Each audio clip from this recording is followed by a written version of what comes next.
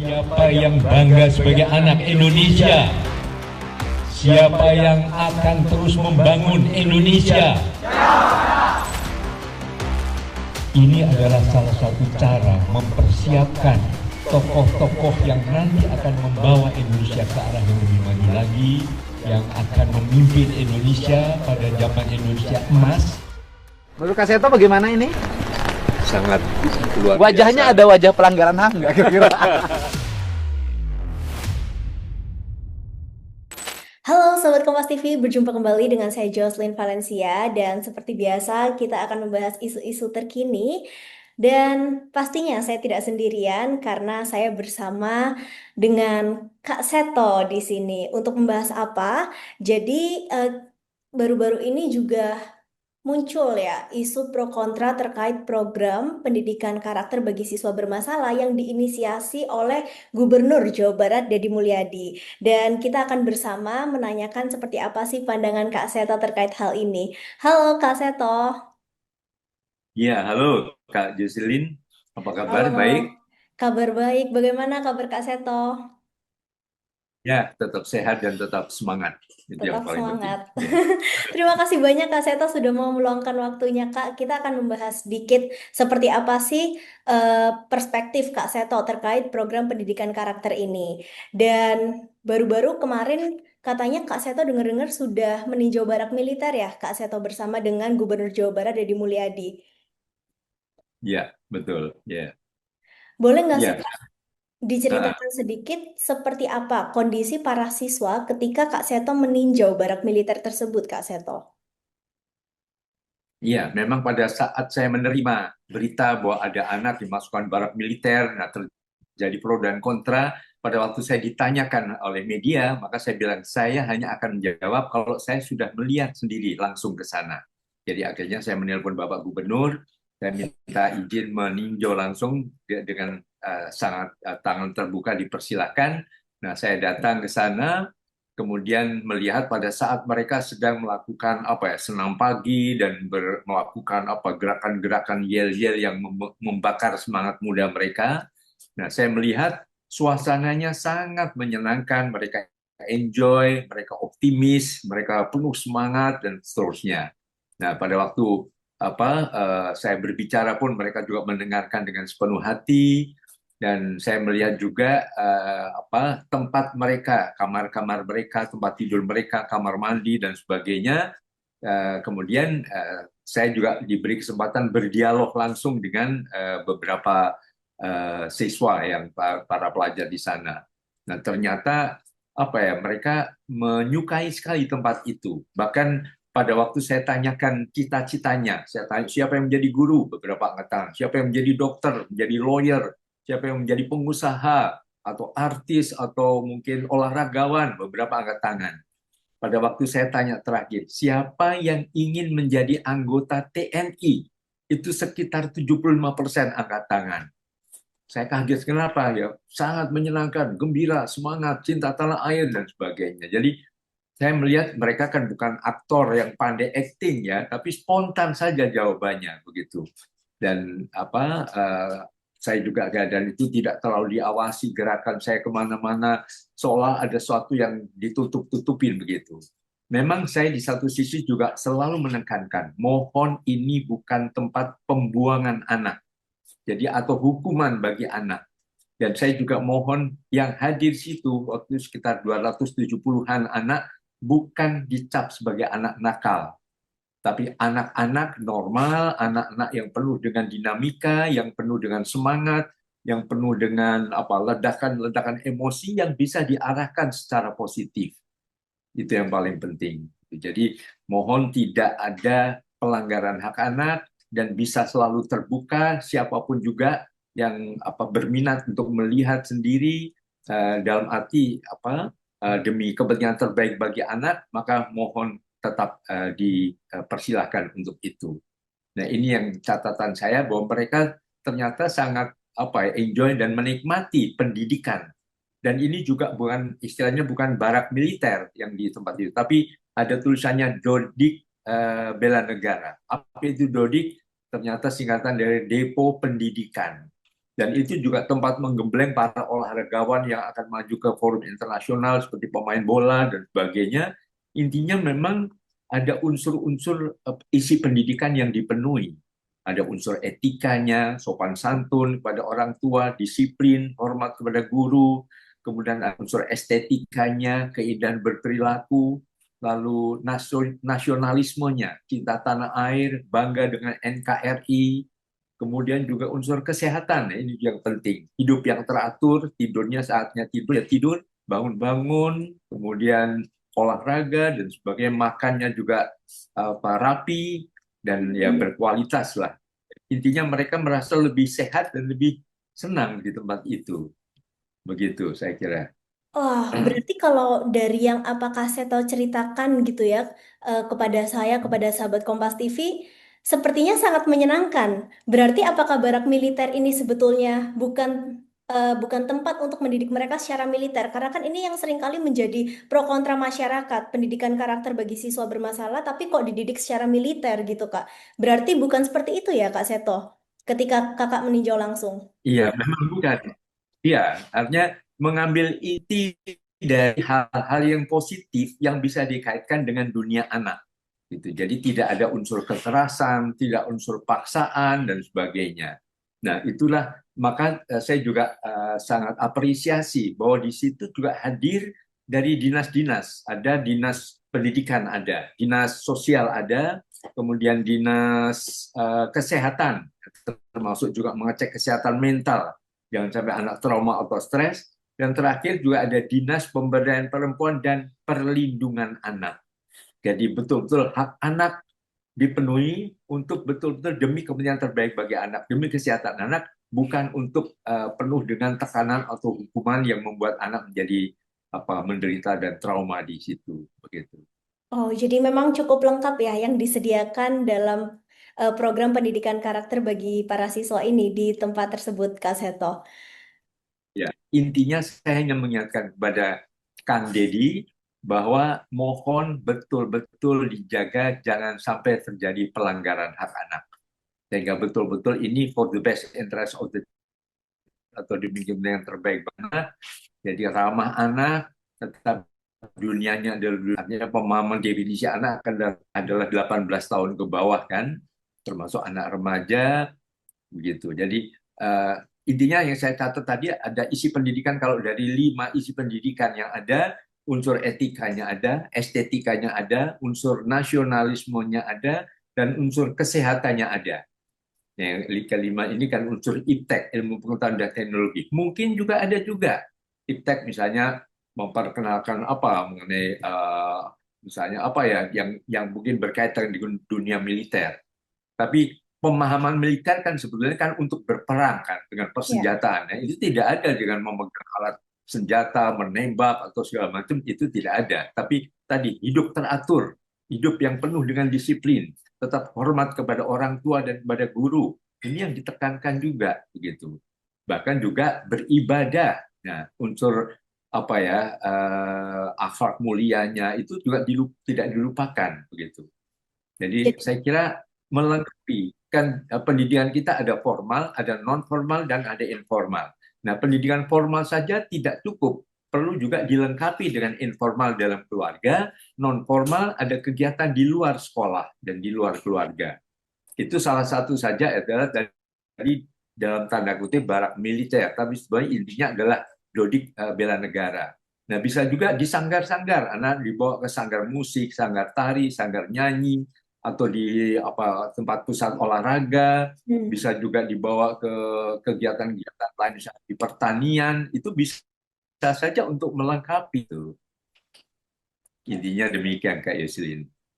Baik, kalau menurut Kak Seto sendiri ya setelah meninjau dan dari apa yang saya dengar begitu, sepertinya sangat menyenangkan gitu ya. Barak militer itu mungkin hanya sekadar tempat gitu dan tadi Kak Seto juga sudah mengatakan bahwa sebetulnya bukan barak militer dan tidak dididik secara militer. Nah, menurut Kak Seto sendiri, seberapa efektifkah program ini untuk menanamkan pendidikan karakter bagi para siswa bermasalah ini? Apakah nanti memang setelah mereka menjalani program ini dalam jangka beberapa waktu mereka akan berubah gitu atau mereka akan eh, sesuai dengan apa yang dicanangkan oleh Gubernur Jawa Barat Deddy Mulyadi untuk mendidik mereka secara karakter, secara sifat dan segala macam begitu, Kak. Ya, sebetulnya efektifnya pendidikan adalah tergantung lingkungannya. Pada saat mereka di Dodik bela negara sangat efektif ya. Tapi kemudian kalau mereka pulang ke tempat masing-masing, nah bagaimana keluarganya masing-masing? Maka sangat setuju juga mungkin dipertimbangkan mengenai undang-undang ketahanan keluarga. Jadi keluarga-keluarga mohon juga dibina juga. Karena keluarganya kemudian kompak, rukun, keluarganya juga penuh perhatian pada anak, ya ini akan sangat dilengkapi dengan pendidikan di Dodik Bela Negara. Tapi kalau keluarganya penuh dengan konflik, berantakan dan sebagainya, akhirnya bisa saja menjadi kembali frustrasi, akhirnya melakukan berbagai tindakan menyimpang. Dan selain keluarga juga lingkungan masing-masing, lingkungan RT RW-nya, lingkungan tempat tinggal anak itu sangat berpengaruh juga. Jadi sebetulnya ini adalah salah satu upaya untuk bisa melengkapi jalur pendidikan, tapi juga didukung oleh pendidikan informal dalam keluarga dan non formal di lingkungan tempat tinggal anak dan sekitarnya, termasuk juga di lingkungan sekolahnya. Jadi mohon ini juga diupayakan pembenahan di tempat-tempat lain yang ada di mana anak-anak itu tinggal.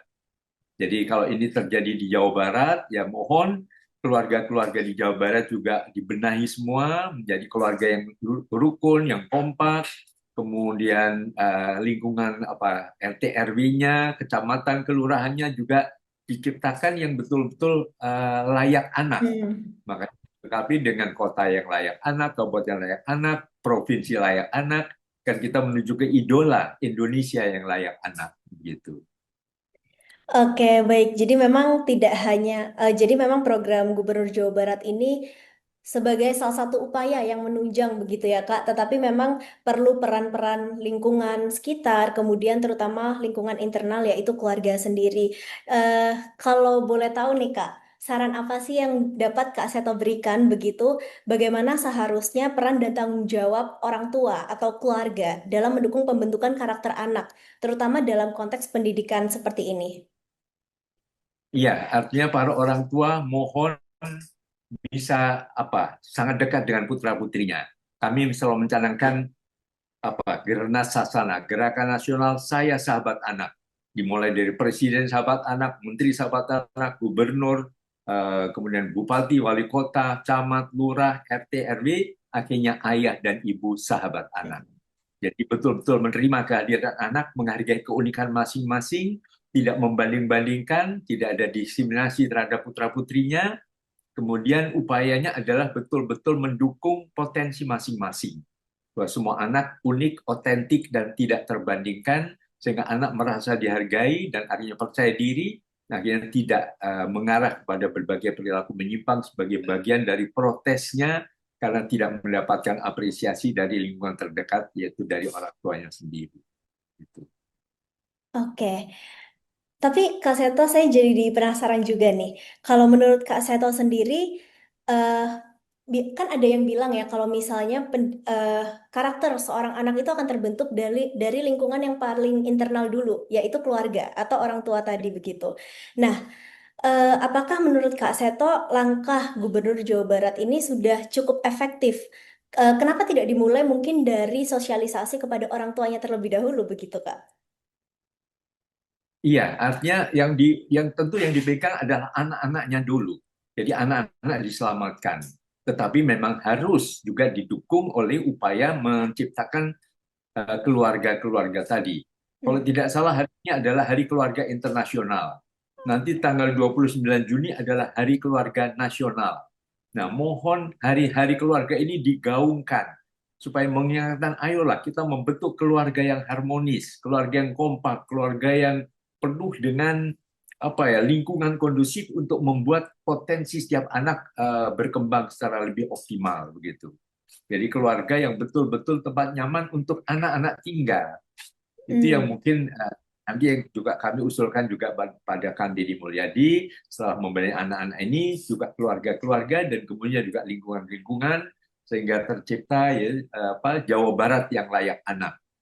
Jadi dengan demikian betul-betul saling melengkapi. Tetapi langkah sederhana ini tidak usah dicap negatif dan segala macam, karena ini upaya positif untuk membangun potensi-potensi setiap anak dan kepercayaan diri setiap anak.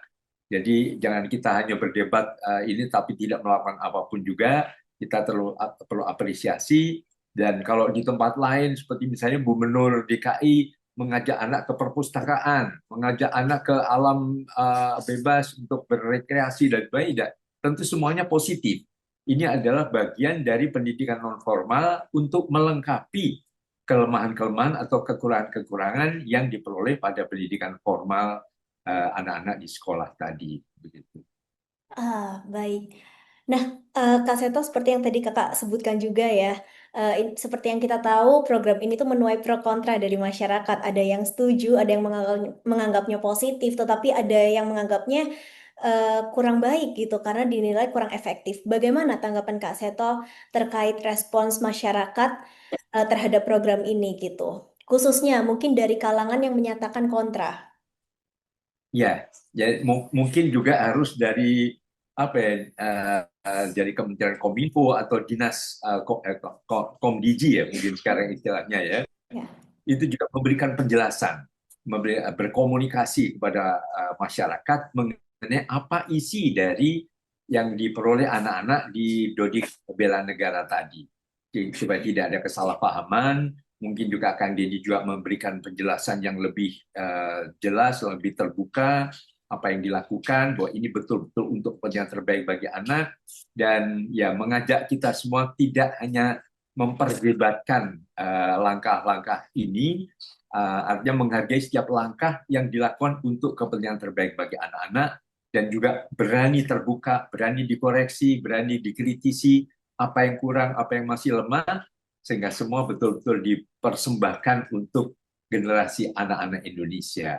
Itu yang paling penting saya kira. Untuk membentuk generasi Indonesia yang lebih baik, begitu. Nah, menuju Indonesia Emas 2045, bukan Indonesia cemas atau Indonesia lemas. Begitu. Ya, baiklah, kita sama-sama mendoakan yang terbaik pastinya untuk generasi ke depan. Kak Seto, Baik. tadi kan Kak Seto juga sudah meninjau kegiatan mereka di barak militer begitu ya. Apa sih pesan atau rekomendasi apa yang bisa Kak Seto tambahkan begitu untuk meningkatkan dampak positif dari program ini? Mungkin, oh bisa dibuat seperti ini atau dibuat seperti itu gitu. Ya, kalau istilahnya, mungkin istilah lamanya adalah anak-anak masuk barak militer. Nah, saya ingin melengkapi. Selain itu juga mohon militer masuk barak anak-anak. Nah, apa itu? Yaitu seperti yang kami gagas sejak tahun 86 yang lalu, 1986, yaitu polisi sahabat anak. Jadi anggota Polri, Polki, dan Polwan datang ke sekolah-sekolah. Yang dari mulai TK, Polwan mendongeng, Polwan mengajak bernyanyi, sehingga polisi menjadi sahabat anak, karena dicintai, dikagumi, karena dongengnya yang menyenangkan dan sebagainya. Kemudian Polki juga demikian, bukan hanya TK tapi SD, SMP sampai SMA, dan melakukan dialog dengan anak-anak, ya menanamkan unsur tadi yang disiplin, yang cinta tanah air, yang bangga sebagai anak Indonesia dan sebagainya. Jadi saling melengkapi. Jadi anak tetap di markasnya, di baraknya itu sekolah, tapi militer masuk. Jadi nanti menjadi TNI sahabat anak, karena sekarang sudah ada Polsanak oleh Mabes Polri yang kami gagas tahun 86 yang lalu. Nah, mudah-mudahan nanti juga ada TNI sahabat anak. Misalnya apa? Tentara sanak, tentara sahabat anak, atau apapun juga istilahnya, sehingga anak merasa dekat dan bisa mencermati unsur-unsur positif dari militer. Yaitu kalau misalnya berperang, ya berperang bukan dengan senjata, tapi berperang melawan kebodohan, berperang melawan kemalasan, berperang melawan pertikaian dan sebagainya. Jadi betul-betul berperang melawan diri sendiri, egoisme yang kemudian tidak rendah hati, terus arogan dan sebagainya. Nah, ini semua kan dalam konteks pembangunan karakter anak-anak Indonesia. Gitu. Oke, baiklah. Kalau dari Kak Seto sendiri nih, Kakak punya nggak sih referensi atau perbandingan begitu ya dari program serupa mungkin di tempat lain yang bisa dijadikan acuan? Iya, saya membandingkan saja ya di Indonesia saja, yaitu kalau tadi anak-anak dibawa keluar tempat lain. Jadi anak-anak misalnya dibawa pernah melihat beberapa anak-anak sekolah dibawa untuk melihat lomba balap mobil di mana Sentul misalnya gitu. Nah, beberapa anak melihat apa unsur-unsur disiplin dari para olahragawan. Untuk beberapa anak bersama-sama menonton pertandingan sepak bola di Senayan misalnya gitu.